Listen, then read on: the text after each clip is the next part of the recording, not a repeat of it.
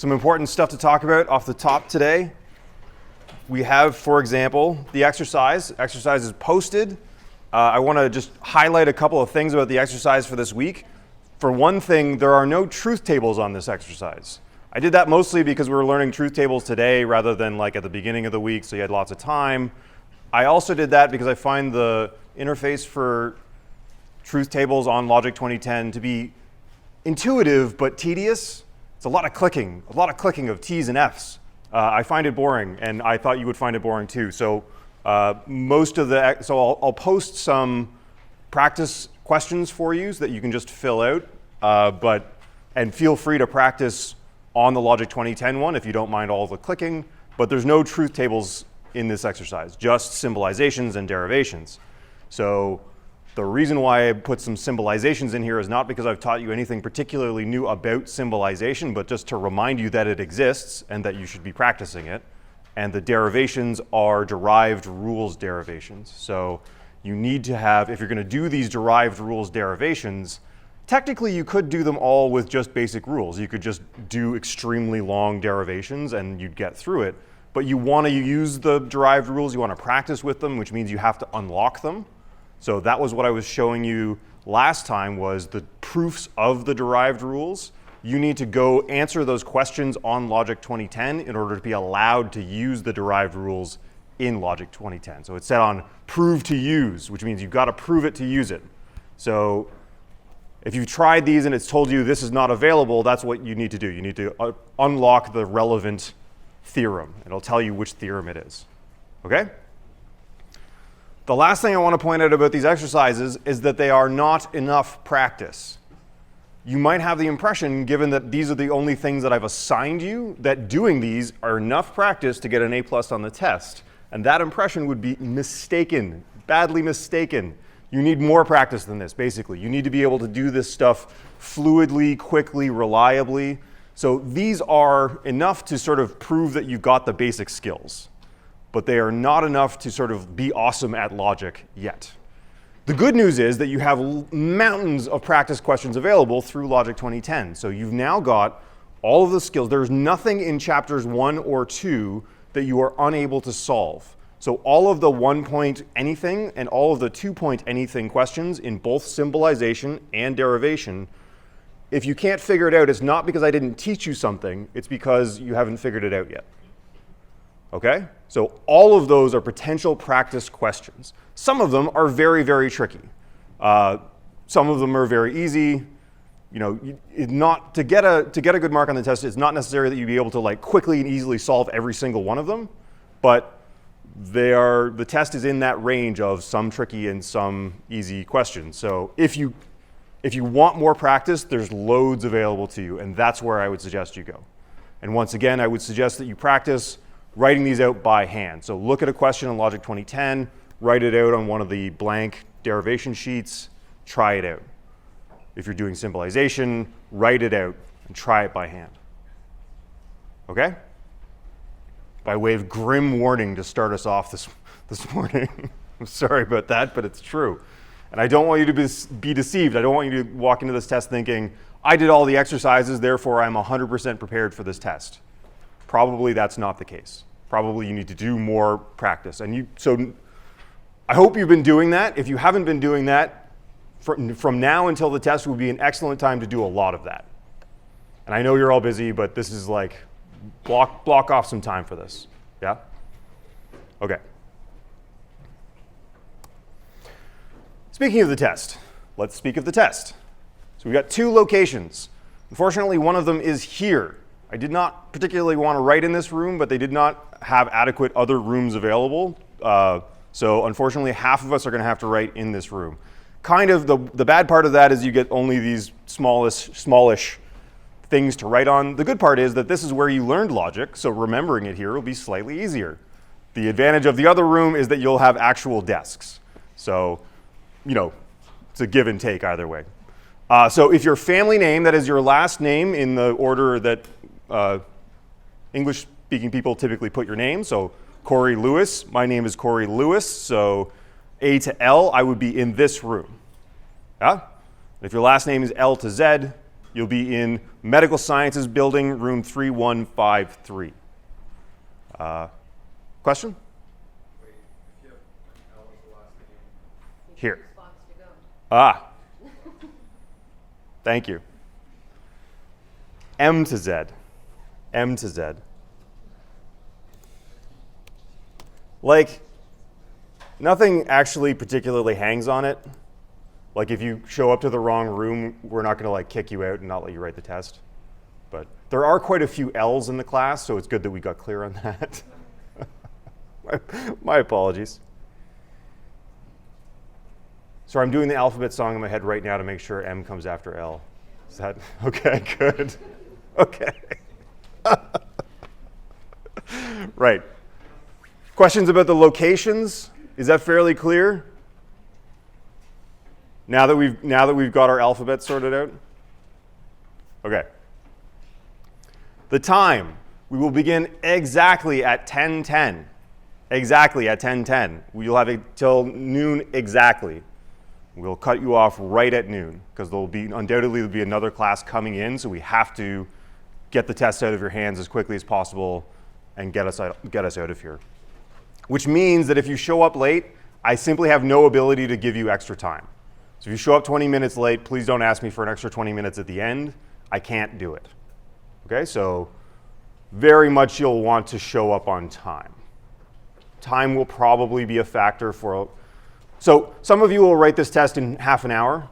Some of you will take the full time, so you will want to show up on time just in case. And I recommend that if you're in the M to Z group, I recommend you go find this room before the test. Visit it, just so that you know the route, so you know where it is. You can be sure that you're finding it, so you don't have like a sweaty, panicky, like, oh my God, I can't find it on Monday morning. You don't want that. So yeah. Okay, question? Yeah. Are we solving multiple derivations? Yes. Yes. Okay, so let's talk about what's on the test. So is that clear? The time is clear? Yeah? Here's what's on the test. Here's everything that's on the test and how many points that will be worth. So you're going to do, there's a lot. No kidding, there's a lot. 2 truth tables and a couple of short answer questions on validity. So today we're going to do truth tables. I hope you'll see that they are not that challenging. Compared to derivations and symbolization, these truth tables are not that challenging. And then a couple of short questions. Know what validity means, know what tautologies are. So we'll go over that again today, but you should know those things.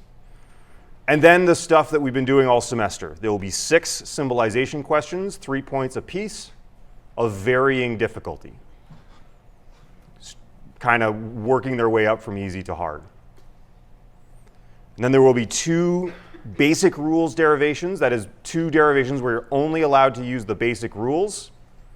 And 2 derived rules derivations, 2 derivations where you're allowed to use any of the rules. And those also vary in difficulty. So there's kind of one easy one and one hard one of each. They're all kind of hard, but like there's a harder one. There's a hard one and then a harder one of each of those. Yeah? Okay. Questions about the structure of the test? Yeah? The derivations of derived rules, do we have to use the derived rule, or can we use the basic rules? You are welcome to do it with basic rules. If you can see a way to do it with just basic rules, you are absolutely welcome to do it with just basic rules. I believe that those derivations would be really long with just basic rules, long and difficult, so you're very much in your interest to know the derived rules and be able to use them. But if you can see a way to, for any of these derivations, if you go from the first show line to the conclusion and follow the rules, you get all the points. So however you do that, however you get there is fine. And there will probably be multiple ways of getting to the finish line for all of them. So, okay? Yeah? For the short answer, how long do you want it to be? We're really, it's 1 point apiece. It's really just like a sentence or 2. It's explain this with reference to the concept of, yeah.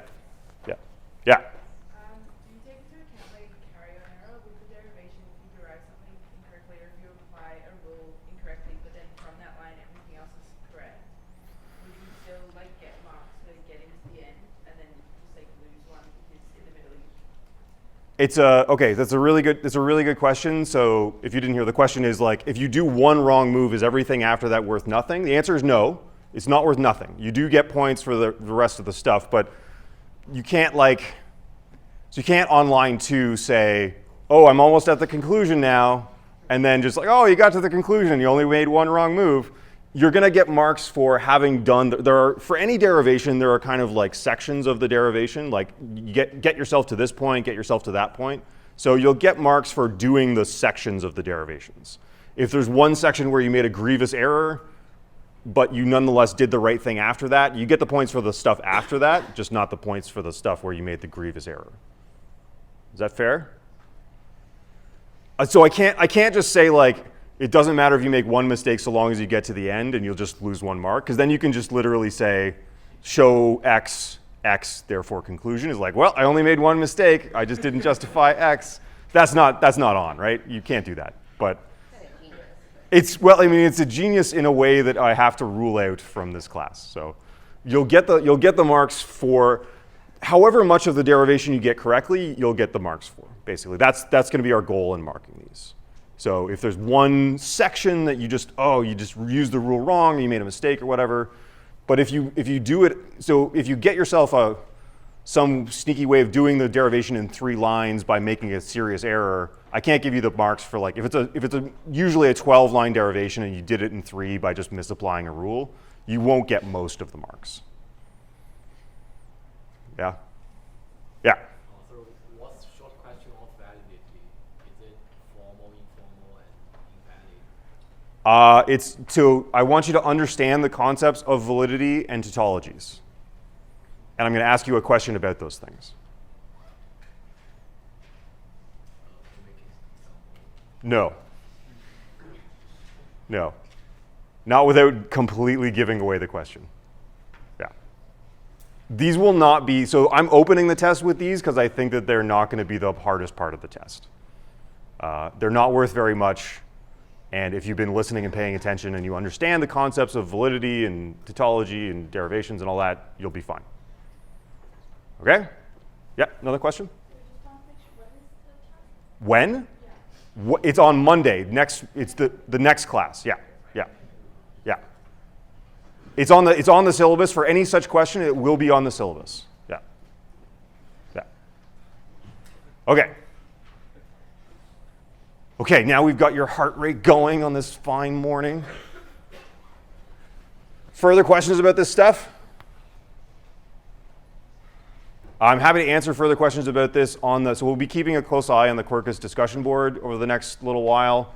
So that would be a good place to ask questions. Feel free to email me. I'm putting on special office hours, not today, but tomorrow. So just kind of drop in with literally any kind of question you want. So there's an announcement about that on Quarkus. So you've got more chances to ask questions and clarify stuff if you want. So let's get into some truth tables, yeah? Unless there's any last questions? Going, gone. All right. Truth tables. This is actually, so this course is out of order in some ways from the way that it's been presented in the past. Often they start with truth tables. They start with truth tables because they give you a kind of intuitive feel for how the connectives work. All of our connectives are truth functions, which we've said before is a truth function is something, it's just like a mathematical function where you put in some input and it gives you some output, right? So truth functions, they map inputs to outputs. So this is a map of these inputs and this is the output, right? That should be familiar. So a truth table lets us do the following. It says, let's look at the complete set of possible inputs and map all of the outputs for a formula or an argument. So you just list all of the possible truth values you could plug in and compute what the output would be. And then you can look at those outputs and determine some things about either the formula or the argument that you're looking at. Okay? So we start with something like this. Suppose we've got 2 atomics, we've got P and Q. We all agree that those are all the possible values of truth that could be plugged into P and Q, right? There's no other way of assigning truth values to P and Q than those, right? Okay, now we plug in some, in this case, we're just looking at a formula. So this is just a sentence of logic, right? If P then Q, and if P then not Q, then not P. And then we can just use these inputs and map the outputs. Map what happens to these outputs. So I'm just going to do it. If you don't mind, I'll just do it in PowerPoint. Okay, so, and most of these are easy. So we want to say for P, it's just the same as P. So why did I write true, true, false, false for under the P column? Because that's what P says. We haven't modified it in any way. True, false, true, false. True, true, false, false. True, false, true, false. And true, true, false, false. Okay, did I do that right so far?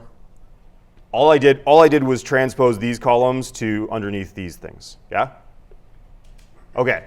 Now I can figure out the truth value of the combined sentences. So if I want to figure out, given a certain input, what the truth value of if P then Q is, then I just apply the familiar truth table for the connective. In this case, it's the conditional. So if a conditional is got a true antecedent and a true consequent, then it comes out as true. If it's got a true antecedent and a false consequent, then it comes out as false, and true otherwise. Okay, good. So working my way up, so here's the strategy. Working my way up from the smallest parts to the largest parts, I'm going to fill in the truth values. So in this case, so working my way up from, towards, before we were kind of parsing these things down from the main connective into the smallest parts, now we're working our way up from the smallest parts towards the main connective. Yeah? So you need to know what the parts of this sentence are before you can tell me what the truth value of the main connective is. Not Q, that one's easy. We can do that by itself, right? So that's just false if it's true and true if it's false. Same thing with not P, false, false, true, true. So far, so good? Okay. So now what's the main, now again, your parsing skills are essential. What's the main connective of this thing? What's the thing we do last?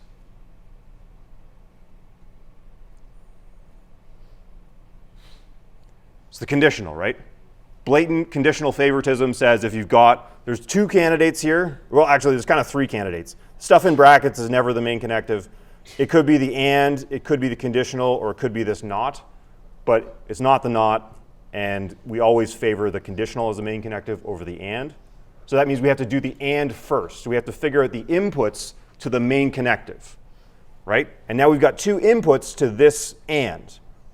What are the inputs? What columns should I look at to figure out what the inputs to the and are? It's, yeah? The P to Q and then the N to P to not Q. Right. So these whole sentences are the inputs. And we figured out what the values of these whole sentences are in the column under the main connectives of those sentences, right? So we figured out that this whole thing, if P is true and Q is true, we figured out if P and Q is true, then the whole sentence is Q. So this connective comes out as true, right? So now we need to figure out also this connective. So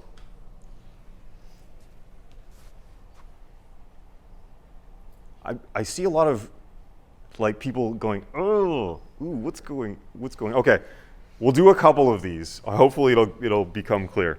Okay, so just focus on this bit for now. Just think about this bit. Okay, so we're trying to figure out what's the truth value of this whole sentence, so this sub-sentence. And so far, we've just plugged in the truth values for P, we've plugged in the truth values for Q, and then we figured out the truth values for not Q based on the truth values for Q, right? Now, if you're trying to determine whether if something, then something else is true, then you look at this part and then this whole part, right? So that means we're going to take as the inputs for this sub-sentence the values for P and the values for not Q. right? So if P is true and not Q is false, that makes the conditional false. If P is true and not Q is true, that makes the conditional true. If P is Q, then something has gone terribly, terribly wrong. If P is true and not Q is false, that makes it true, and that makes this true. Okay? No. The false and true. Anytime the antecedent of the conditional is false, the whole thing comes out as true. Right? So the only condition under which it's false is the antecedent is true and the consequent is false. Good?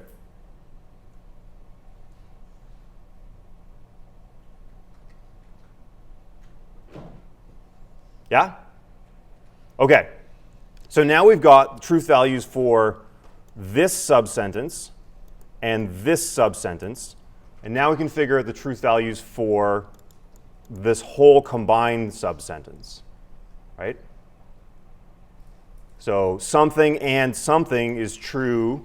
Remember the truth table for and? Only in case both are true. So if in some case where you get a true in this column and this column, then the whole thing is true. So this is true, this is false, comes out as false. This is false, this is true, so it comes out as false. This is true, and this is true, so it comes out as true. This is true, comes out as true. Okay? So now we've mapped out. So again, remind yourself where we've gotten so far. We started with just assignments of truth values for P and Q, all the possible assignments. And then we've just been chugging through figuring out what that means for the sub-sentences, for the smallest parts of each of parts of the sentences. And then just building our way up to more and more major connectives. So now we're ready to do the major connective of the sentence, which is this conditional. And the conditional is this whole thing as the antecedent, and then this whole thing as the consequent.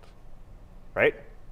Sorry, yeah? Oh, just a question. On the test, would you be giving us the truth values for P and Q to start? Yeah. Oh. Yeah. So on the test, I'll have this table set up for you. I'll have it broken down into these columns for you, and I will have laid out the T's and F's for the atomics. So we'll go through it just the exact same way that you've done it. Exactly what you're seeing here is what you'll be doing on the test. Yeah. Yeah. Yeah. So is this style of truth table and not the previous style that we've seen, like on slide 7? Well, this is kind of exactly the same thing. Like, in some sense, the only difference between this truth table and this truth table is that, so if I'd done 3 columns for this and just repeated P and Q, and then just given and its own column, this is exactly what it would work out to. So there's really no difference other than like how I'm breaking it up into columns in terms of how this works. Okay. Yeah? But this style will show up on the test. This is what you'll be looking at on the test. Yeah, exactly this is what you'll be looking on the test. Yeah. Okay, we're almost done. We're so close. We're so close. So somebody remind me, which 2 columns do I need to look at to compute the final truth values here? Yeah. You got to look at the column under the and symbol. Yeah. And the column under the negation. Perfect. So we need to know, because the value of this whole thing is determined by the values of its parts, right? But now that we've got the value of this whole thing, the value of this is the antecedent, and the value of this is the consequent. So we're looking at, and it's a conditional, so we're going to use the usual conditional truth table. So if the antecedent of a conditional is false, the consequent is false, it's true. If the antecedent is false, it's always true, doesn't matter, the consequent is false as well. The antecedent is true, the consequent is true. The antecedent is true, the consequent is true, true. Okay. I'll do another one in case that wasn't clear. We'll do a few more of these today. So, yeah. Is that a tautology then? Excellent. It is a tautology. So let's talk about what tautologies are.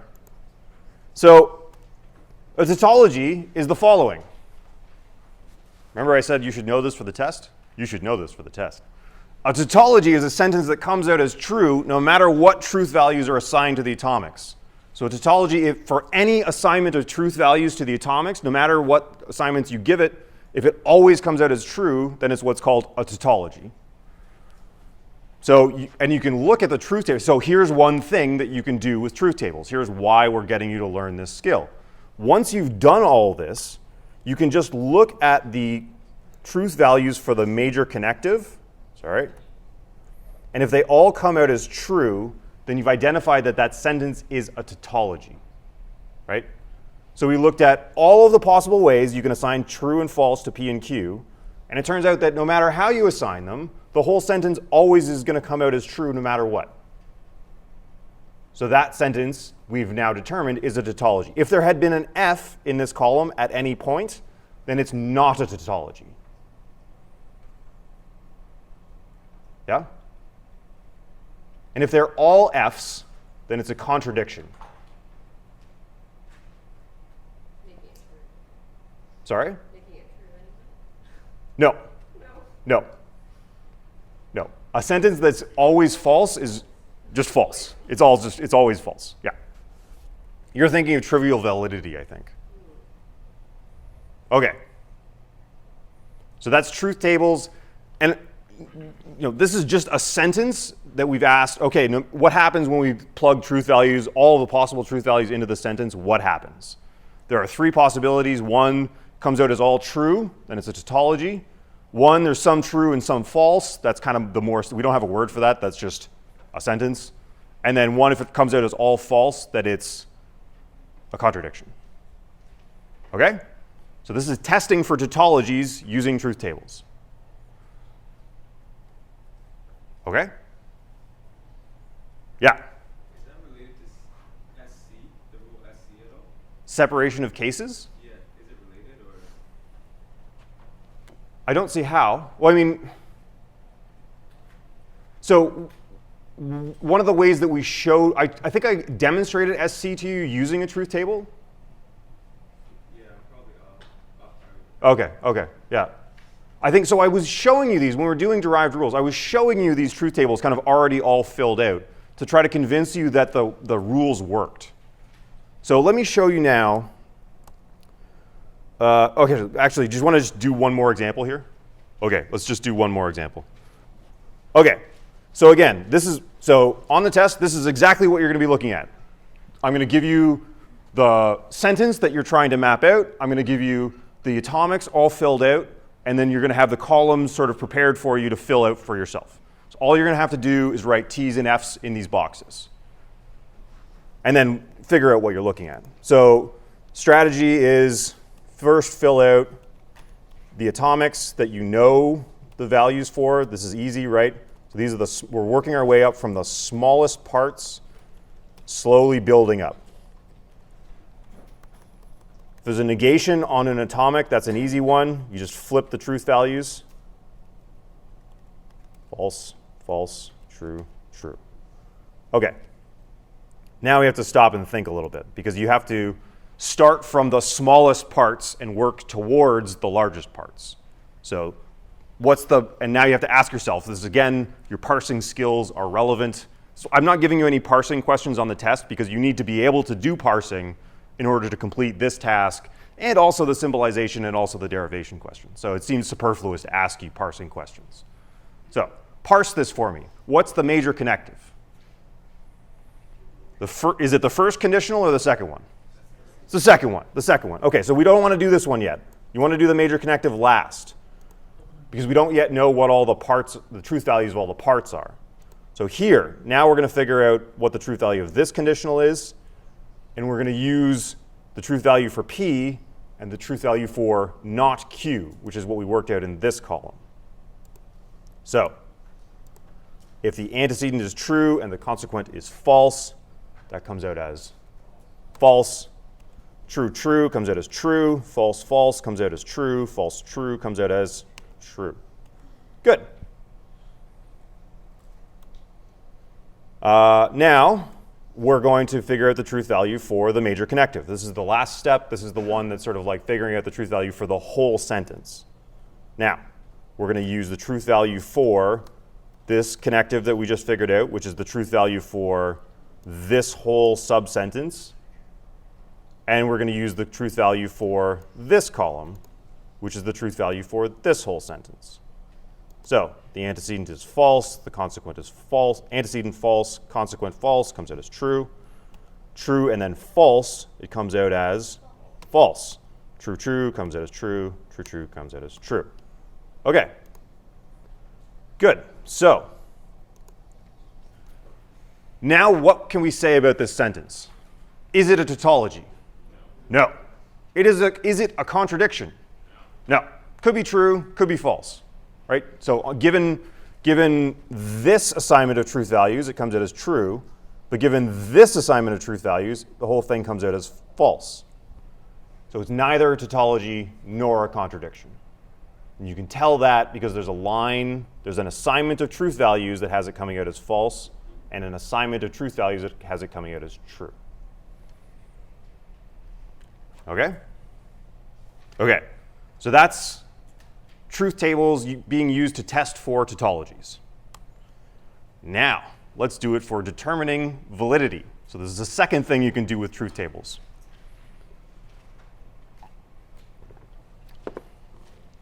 We can also use truth tables on an argument, so premises and a conclusion. And if there's a row where the major connectives of the premises all come out as true, but the conclusion comes out as false, then that is invalid, right? Recall our definition of validity. An argument is valid just in case there is no condition under which the premises are true, but the conclusion is false. And if there's no such row, right, if there's no assignment of truth values on which the premises come out as true and the conclusion is false, then it's valid. That's a valid argument. Yeah? So let me show you if that's mysterious. Let's do this. I'm going to kind of whip through this because now we're dealing with 3 truth values, or 3 atomics, which makes it twice as long.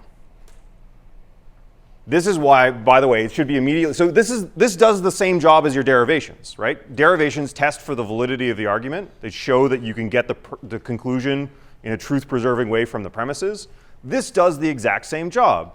But imagine if you had to do derivations for some of the, or sorry, truth tables for some of the derivations you've done where there's like 30 letters and symbols and stuff. The tables get enormous. And every time you add a new atomic, they get twice as tall.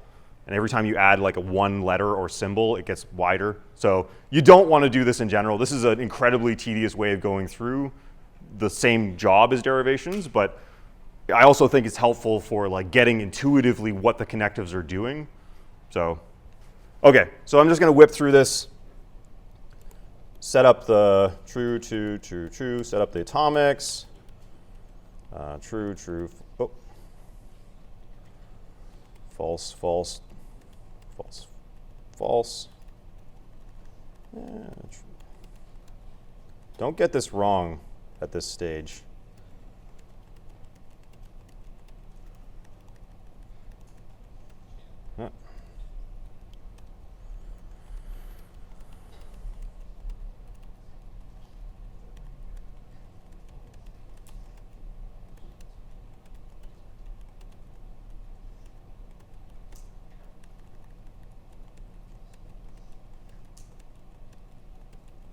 Okay, so we've got 2 premises and a conclusion. We're going to test for the, see whether the premises, so just work out how the premises turn out given various truth assignments. So if you don't mind, I'm not going to ask you now. We'll just do this quickly. I hope the previous examples were clear enough. So now we've got our truth value for if P then Q. Now we compare, we see if P then Q and R is true. So it's true in case they're both true and false otherwise. False, false, true, false, true, false. Yeah? Okay, so now we've done the first premise. We've got, sorry? The last one's definitely false. Oh, Oh wait, yeah, sorry. yeah, good. Whew. All right. All right. Not R, there's an easy one. False, true, just the opposite of R. And now we have to figure out if not R or P is true. So that's true in case either one is true, remember? So if either or not R or P is true, then it comes out as true. So true, true, true, true. Also, oh, there's a false one. True, false, true. Okay. Ta-da. Okay, now what? Now what the heck are we looking at? Geez, relax. It's not that. It's once you get doing these, they're fine. Sorry, now I think I'm actually right. There's two falses and you put a false. 3, 4, 5 now. 1, 2, 3. Not that one, the other one that you just did. Hang on. So here, 1, 2, 3, 4, 5. False, false. That's right. That comes out as true. Wait, no, it doesn't. No, it doesn't. Not R is false. P is false, and it's an OR. Okay. No, please keep checking me. Please do keep checking me. We've all seen what happens if you don't. Okay. Okay, so now what's going on? What can I do with this? What have we done here? What we've done is figured out the truth values for the two premises, given assignments of truth values to the atomics, and for the conclusion. So now what we're looking for is a row in which all the premises come out as true, but the conclusion comes out as false. So can you see such a row? Is there a row on which, and it's the major connectives of the premises. So we're looking at if this is true and this is true, but this is false. So when you're doing your search, you really only have to pay attention to whether lines where both of these are true. So this is true, this is true. It's true, that's fine. This is false, so it's not a candidate. This is false, it's not a candidate. This is false, it's not a candidate, because they all have to be, both the premises have to be true for it to be a defeater for this argument, right? False, it's not, so this is true, this is false, so it's not a candidate. False, not a candidate. True, it's false. No, this is true, but this is true, so, sorry, this premise is false. On this one, this premise is true. This premise is false, so it's not a candidate. This premise is false, so it's not a candidate. So we've just looked at every single line and found that there is not a line on which the premises come out as true and the conclusion comes out as false. And therefore, what we've done is proven that this is a valid argument in the most tedious way imaginable. Yeah? If you're checking for validity, do you only need to fill out the rows where your conclusion is false? Nah, I want you to fill them all out. Yeah, I want you to fill them all out. There are shorter ways of doing this. There are two ways of doing truth tables. There's shortened truth tables and full truth tables. I'm just showing you the full truth tables for the sake of only having one thing to learn today. But theoretically, you don't need to check it. That's right. That's right. Theoretically, you only have to check lines on which the conclusion comes out as false. Yeah. But do all the lines on these things. Yeah. Okay. Is it obvious what we're trying to do there? Okay.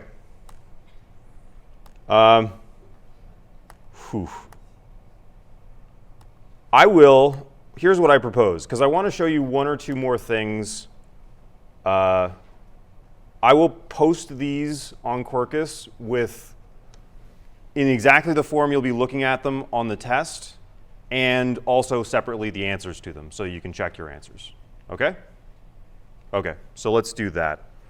One more thing I want to mention here, apropos of truth tables, something that we get a fair bit of on these tests, and it's the following symbol. Sorry. It looks like this. Get a lot of that. How many points do you think that's worth? 0 is the correct answer. People think they've cracked it. They're like, I'm not sure, I'll just write both. Just fill out the whole table with that thing, and then I win. No, that's worth nothing. It has to either be clearly T or F, right? Yes, that's true. It must be one or the other of those things. Okay? Okay. Well, I was going to do a bunch of examples, but we have 8 minutes remaining, and I don't think I have time to do justice to them. So possibly I'll just do a supplementary video where I work through these things so we don't rush. There is one last thing that I want to show you, though. So suppose you're working through a derivation. So we're going to show Q, then not S, and you do your usual. Assume Q for conditional, and we're going to show not S, and you're doing your automatic moves. Things are going well. I'm good at logic. Great. Okay. Suppose you get utterly stuck. Not just so stuck that you have to write a show line, but even your show line is just like not working. Suppose you're just completely stuck, but you kind of know where you want to be. Suppose you can see where you want the derivation to go, but you don't know how to, there's a couple steps that have somehow eluded you, and you want to get the points for the end of the derivation. Or you say, like, look, I don't know how to get this thing, but I would really like to get to the end of this derivation somehow. So you say, okay, all right, well, you do whatever you can. So we'll do like, line 2, we'll double negate it, and we'll use premise 2, modus tollendo ponens, and that gives us P. Okay, cool. I don't know what to do here. Okay, so line 5, double negate, premise 1, modus tollens, that gives me not P, then S. Okay, so the thing to do here, the actual thing to do here, is to do negation of conditional. Sorry, that should be not P, then S. The thing to do here is use negation of conditional, but suppose you've utterly forgotten that. And you think is going to end you up with, well, what I really need is not P. I know I need not P to get done this, right? So what I'm going to do is write myself not P, and in the justification, I'll say a miracle occurs. Okay? A miracle occurs is how I justified that line. Now, I don't get any points for line 7 there. There's no points for line 7.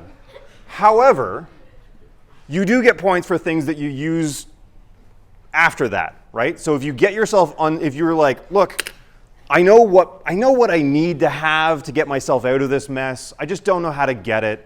And I'm willing to sacrifice the points for getting that thing. So there's some part of the derivation that you were supposed to be doing to get not P. I can't, all right. A miracle occurs. And just keep going. Okay? It's a way of getting some of the marks. It's a way of not having to just stop in the middle of a derivation and not do anything else. Okay? Again, you can't say, assume ID and then 5. Oh, look, a miracle occurs. I got it. A miracle. Okay.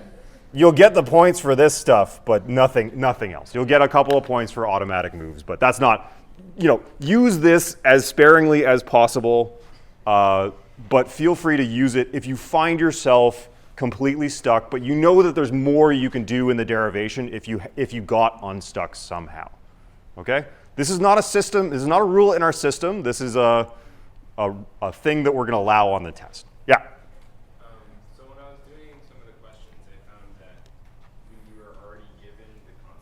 Yeah.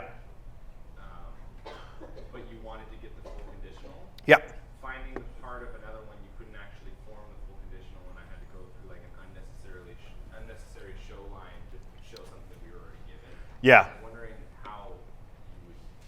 So just do the show. So the question is, if I wanted to show if Q then S, and I was given not S, what do? You just got to write the show line, because so you'll do this for, and we got Q, assume for CD, and then, not S, sorry, and we're going to show not S. We just say line 2 repeat, not S. So there is a rule that you can use for this, MC, but it's not a rule in our system. It's not a rule that you're allowed to use on these derivations. Basically, the choice was, how many rules do I want to give you? How many rules do I want to make you memorize? And I think it's as easy to remember that move as to remember the rule that just lets you do that in one line. So you could save yourself 3 lines by learning one new rule. I thought, okay, we'll just leave out that rule and simplify. Just remember how to do those 3 lines, and you'll be fine. Okay. So practice, get ready, ask any questions that you need help with. Show up to the Logic Lab, come to my office hours, talk on Quarkus, and we'll see you here or in the MedSci building at 10 a.m. on Monday. Thanks, everyone.